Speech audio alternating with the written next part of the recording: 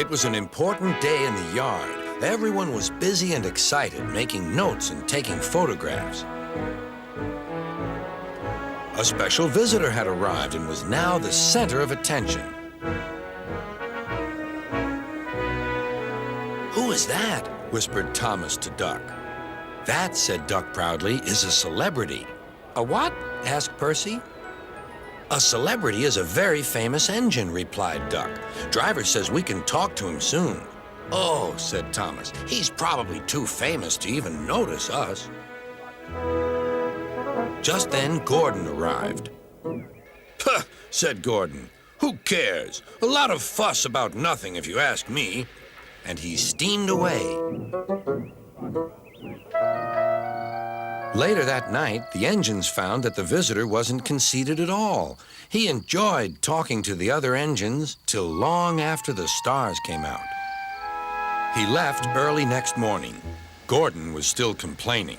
"Good riddance," he grumbled, "chattering all night. Who is he anyway?" "Duck told you," replied Thomas. "He's famous." "As famous as me? Nonsense." "He's famouser than you. He went 100 miles an hour before you were even thought of."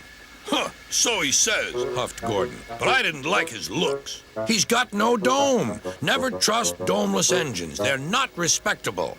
I never boast, but I'd say 100 miles an hour would be easy for me. Goodbye." Duck took some freight cars to Edward's station. "Hello," called Edward. "That famous engine came through this morning. He whistled to me. Wasn't he kind?" "He's the finest engine in the world," replied Duck. Then he told Edward what Gordon had said. "Take no notice," soothed Edward. "He's just jealous. He thinks no engine should be famous but him. Look, he's coming now." Gordon was running very fast. His wheels pounded the rails. "He did it, I'll do it. He did it, I'll do it." Gordon's train rocketed past and was gone. "He'll knock himself to bits," chuckled Duck.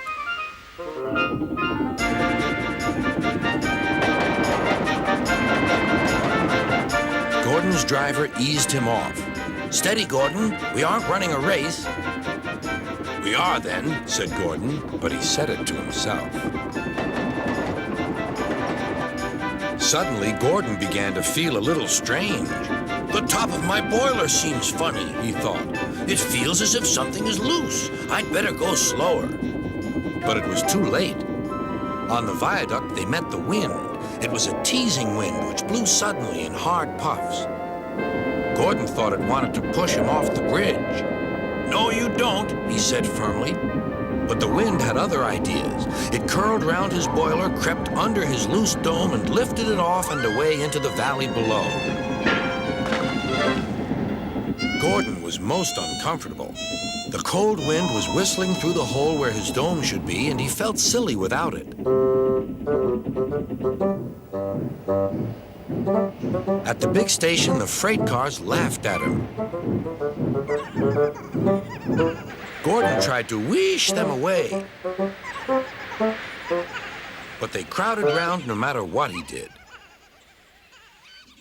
On the way back to the shed, he wanted his driver to stop and fetch his dome. "We'll never find it now," said the driver. "You'll have to go to the works for a new one." Gordon was very cross.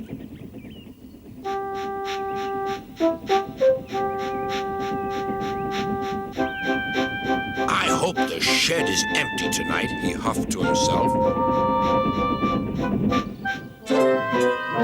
But all the engines were there waiting.